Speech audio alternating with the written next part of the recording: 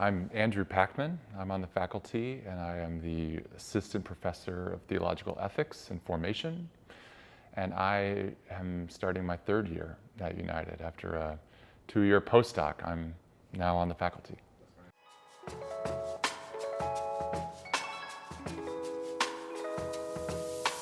It means a lot.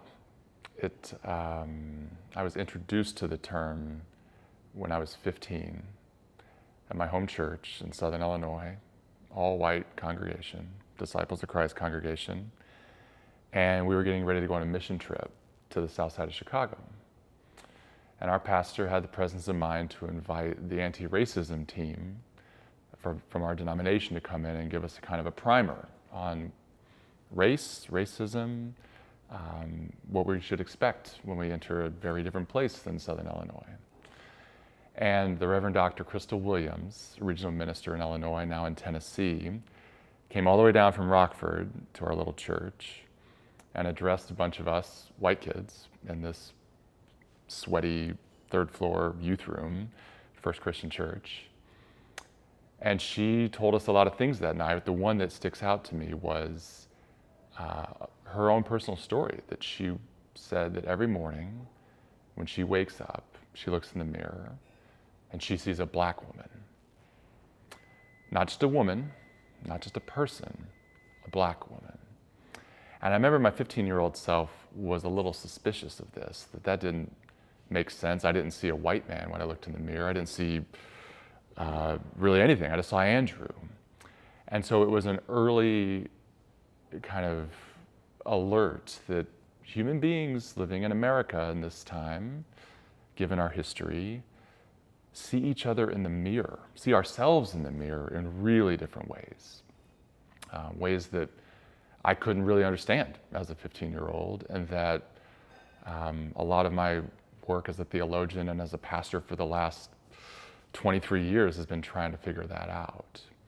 And so for me, anti-racism means a political struggle, that these ways we see ourselves and one another isn't just natural, that's a product of a history. Christina Sharp speaks about the afterlives of chattel slavery as a kind of wake traveling behind those slave ships that traverse the Middle Passage.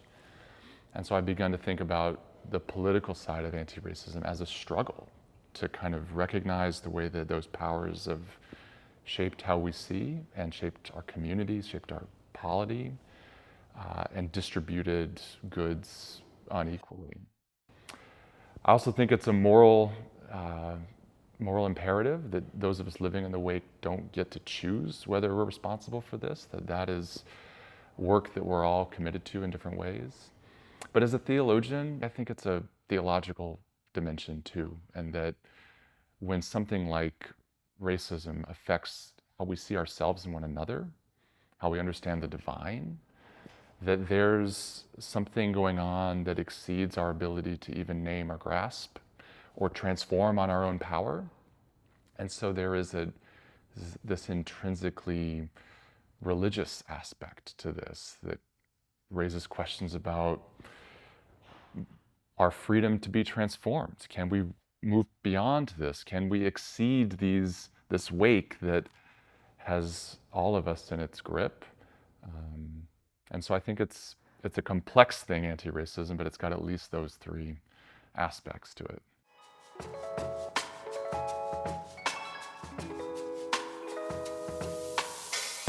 You know, when I was thinking about this question, I thought about a scene that I saw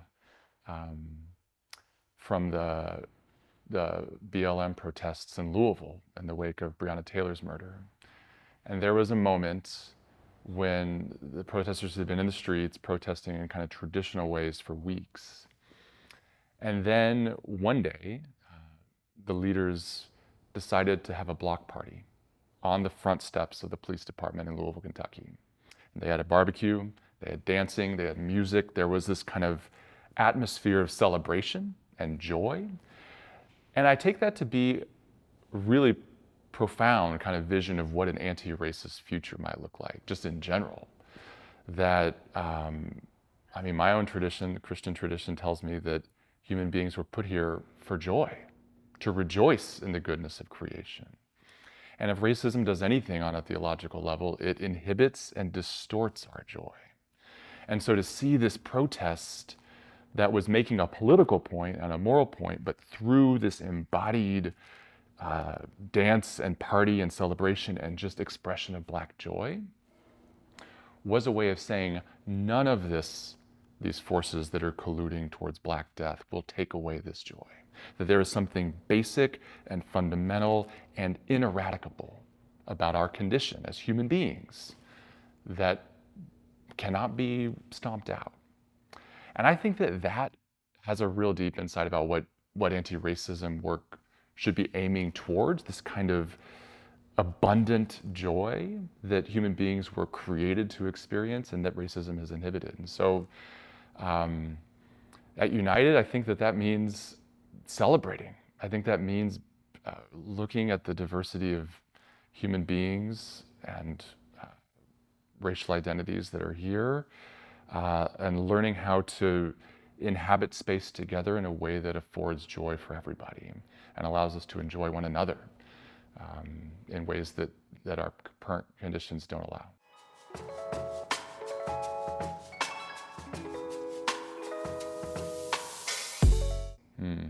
Yeah.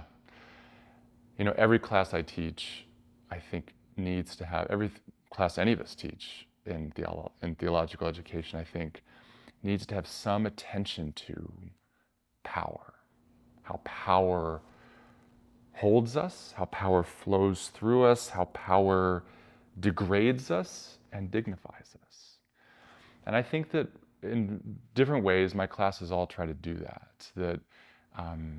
You know, power, when we say that term kind of to most incoming students to United, they're going to think about the kind of evil powers, the powers that oppress, that dominate, that diminish us. And I think we got to get really good at naming those and speaking intelligently about them. But I hope that in coming to United and taking courses here, that we actually enrich the way we talk about power, that power isn't always evil, that in fact the forces that build up, that overthrow, that turn tables over, that reconstitute the world in a more just way are also powers. And so to be better at naming and discerning and responding to these various powers is, I think, a kind of core virtue that we should be inculcating in students here at United. And I think our classes should help students name and describe and employ those powers more skillfully. And so in formation classes, when I'm teaching courses on spiritual and personal formation, we're doing exercises to name the powers that have shaped us. That means religious powers that we've experienced in our congregations and synagogues and other religious spaces, but it also means the political powers that are all around us, the racial powers, the powers of gender and sexuality, that alternatively degrade and diminish us. And then, as religious leaders, how do we also draw on our religious resources to resist those and to project those atmospheres of grace that we saw in Louisville, atmospheres of joy?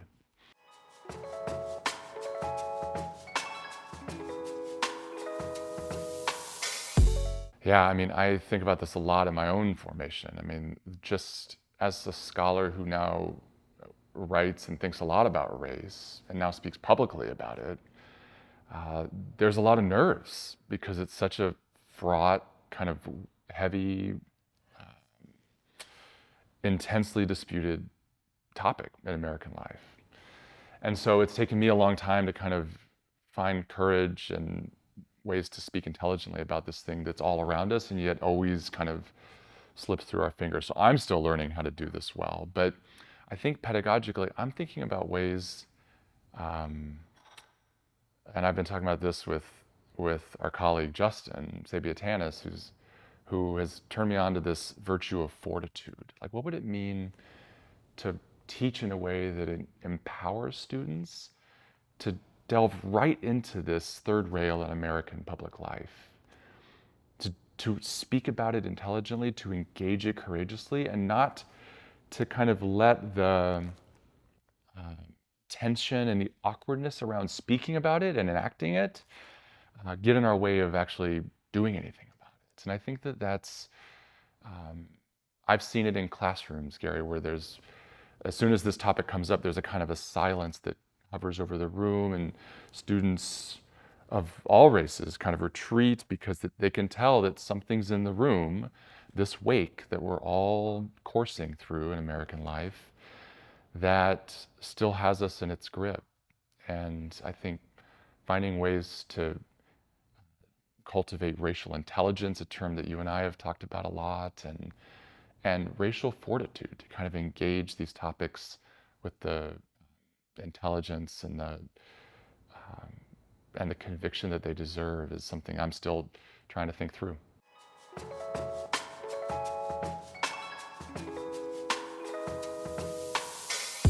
Something as simple as just having conversations about our work and the way that our work kind of butts up against these questions about race and racism is one way. But I think kind of collectively, you know, if anti-racism has like political, moral, and theological dimensions, I think we do well to engage them all, but I think that our sweet spot is really in moral and theological formation. And so I think as a faculty and as an institution, thinking about ways that we can empower students to resist all of the cultural forces that encourage the dampening of the conscience around racial matters, to raise consciousness, to describe and to illumine the theological realities that are at play in race and racism, and the way that our religious traditions can actually help us name and resist and transform them. I think that's where our kind of unique gifts lie. And that way that students that come in that are interested in kind of political activism and on the ground advocacy, legislative or otherwise, will also be formed in ways that know how powerful religion can be in aiding and abetting their good work, their good struggle.